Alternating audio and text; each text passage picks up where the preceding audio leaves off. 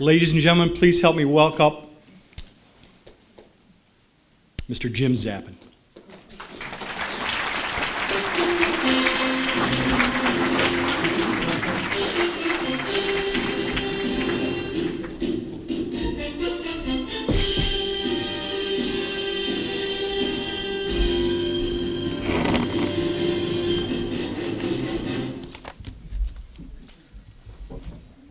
Jack forgot to tell you that, seeing that I'm the last speaker tonight, there won't be any music. Cap Pullman, I got to tell you, I love your taste in ties.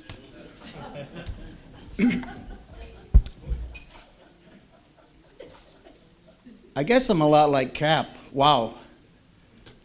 It's certainly a tremendous honor. I really enjoyed listening to the recipients, the players, the coaches that came up here, and Jack. Thank you, especially Jack, because without your hard work, I don't think any of us would be here today. It is important that you look at things in the right perspective. There's a lot of thank yous that have to go out to the board of directors, for all the members that voted our team into the hall, and all the people behind the scenes, the people that prepared the meals today. Thank all of you for your efforts. I know that the Hall of Fame spends almost an entire year in planning for this event. You'll probably start in the next couple of weeks, right, Jack? An awful lot of work and organization goes into this, and they do a tremendous job. They're very organized. They would make a great coaching staff. When I was at Arthur Hill back in the late 80s and 90s with Coach Eric, oftentimes I would walk the halls and I would look at all the athletes that were on the wall, athletes and teams and coaches, and you could spend hours just walking around those halls and looking at all those pictures. And yeah, I saw the one of Bob Andrzejewski, I think it was 1923, was it, Bob?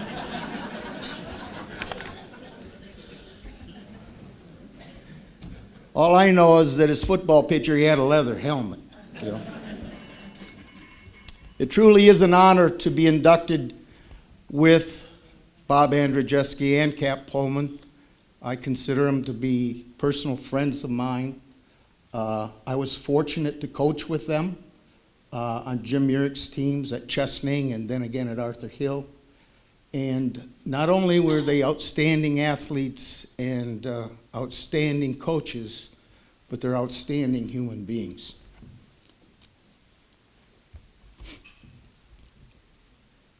I want to talk a little bit about the members of the 98 team and the 2001 team. We had an excellent coaching staff. Their names were listed there, so that takes part of my speech away. Don't worry, though, it's going to be plenty long.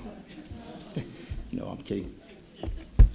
Bob Sager and Cheryl Honnenberg were the administrative staff at Chesaning during that time. And I need to mention them. They were tremendous in supporting our program and in getting the things that we needed to be successful. And Bob vacations down in Florida now. Actually, he lives down there. But his son, Bob Jr., is here. And lo and behold, he's the athletic director at Chesaning now. I guess you didn't learn anything from your dad, huh? Thanks to all the coaches that are here tonight. Special thanks go to Dan Yates and Josh Walton, Joe Bogar, and Gary Gherkin. We're playing in the 98 title game against Belding. And it's halftime, and the score, I don't even know what the score was at halftime, but it was like 30-27 or something like that. And we started the game with a long touchdown run. Ryan Brady, our quarterback, took it about 65 yards, and then they turned around, and it was a track meet. up and down the field all night long. Well, it's halftime, and we're going into the tunnel there at the Silver Dome. And my good friend Jim Urick is standing right there at the tunnel to meet us as we're coming out, or coming into the locker rooms. And he said, "Jim, look at this. They're running the fullback trap on you." And I looked up at him. I said, "Jim, I know that. We've run that play since, the 70s. We can't stop it." He says, "Well, how are you going to win the game if you can't stop that play?" I said, "We're just going to have to outscore them." And that's what we did.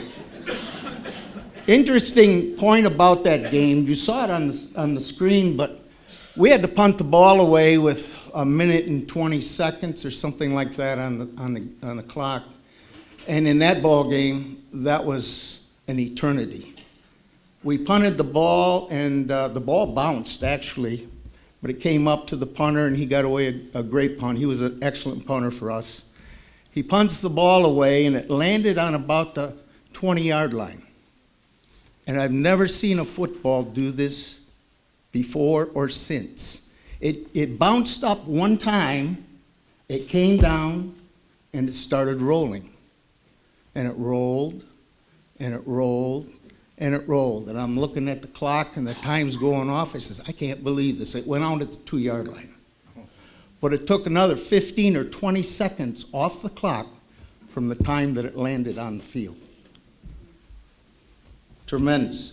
The second time that we win the state title, entirely different team. There was one player, Paul Tiedoff, who played on both of those teams. He played as a freshman in the playoffs in '98, and then he was the captain on the '01 team. We had a tremendous defense, and we're playing against Orchard Lake St. Mary's, and they had been averaging about 50 points in the playoffs. They averaged about 47 points throughout the entire season, and that's against a lot of Class A schools. Just a tremendous football team. We're tied at 7, and there's about 1.5 minutes to go in the game. This was put in the Saginaw News today, by the way. If you read that article, you know what I'm about to say. But we had to punt the ball. They had to punt the ball to us. And there's a 1 minute and 29 seconds on the clock again. Same number.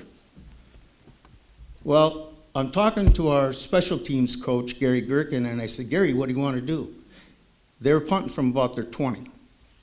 He says, "Let's go for the block. Let's go after it." He says, "Maybe we can have them shank the punt and get it out of bounds. We can kick a field goal." I said, "Sounds good." So he's going to send all 10 guys, 1 guy back. Well, at the last minute, Gary decided to run the return. So he's trying to signal into the defense, "Hey, return the ball. We want to return the ball." Well, half of the guys got the message to return it, and the other guys were on the block. So we got 5 guys rushing the punt. We got 5 guys working the return.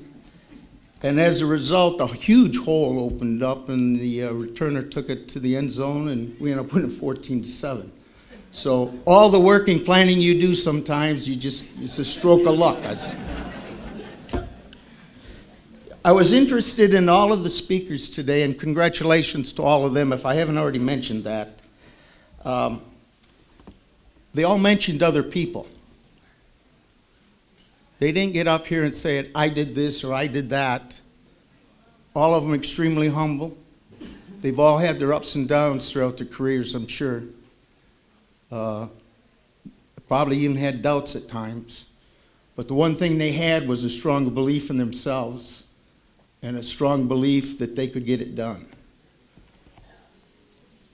People have asked me, "Why do you coach? You don't make a whole lot of money coaching high school football." Our wives will attest to that. It's a lot of time. You could probably make more money bagging groceries at the local IGA. But I never really had a good answer until this summer. In Chesaning, there's a little park down by the river. I hear it. You can turn it off now. There's a little park called Cole Park that's right behind our library, and it's right along the river. there's a huge playscape there. And I take my 2-year-old grandson there very often, every day if he had his way. One day we're there, and I'm pushing him on the swing, and a guy comes up from behind me. I didn't even see him. And he grabs a hold of me. He says, "Coach, how you doing? How you doing? It's great to see you." Well, I turned around and I said, "Hey, how are you?" He said, "I'm doing great, Coach. I'm doing great." This is my little daughter. She's 3 years old. She had blonde hair and blue eyes, just the cutest little thing. He says, "I saw you here with your grandson, and I just had to stop by and see you." I said, "Okay, well, it's good to see you. How's everything going?" He said, "Well, 8 months ago, my wife and I had another baby girl." I said, "Oh, that's wonderful." He says, "Yep." He says, "There wasn't a day that went by after she was born that I didn't think of you." And I said, "What?" He said, "Well, let me explain." He said, "You see, my daughter was born premature. She weighed 1.5 pounds. And I could hold her in the palm of my hand." He said, "I thought of you every day and the things that you taught us. Things about working hard and having a positive outlook and never giving up. Staying the course, taking it one day at a time, 1 hour at a time, and sometimes 1 minute at a time." And I remembered you said that God has a plan for all of us. He said, those words got me through. Coach, I don't know if I could have done it, but I thought of the things you taught us, things that you don't learn on a football field. And that gave me strength and courage to carry on each day. And I was also able to give that strength and courage to my wife. Well, at this point in time, he's got a tear in his eye, and I got a tear in my eye, but I got to know what happened to his little girl. "Well, what about your little girl?" "Oh, she's fine. She's a happy little 8-month-old little girl. She doesn't have any physical problems, and she's going to be just fine." I said, "Oh, that's great, man. That's great." And as he got up to leave, I said to him, "You know, I'd do anything for you if I can." He said, "I know that, Coach. That's what got me through." That's why I coach. Thank you. Thanks so much.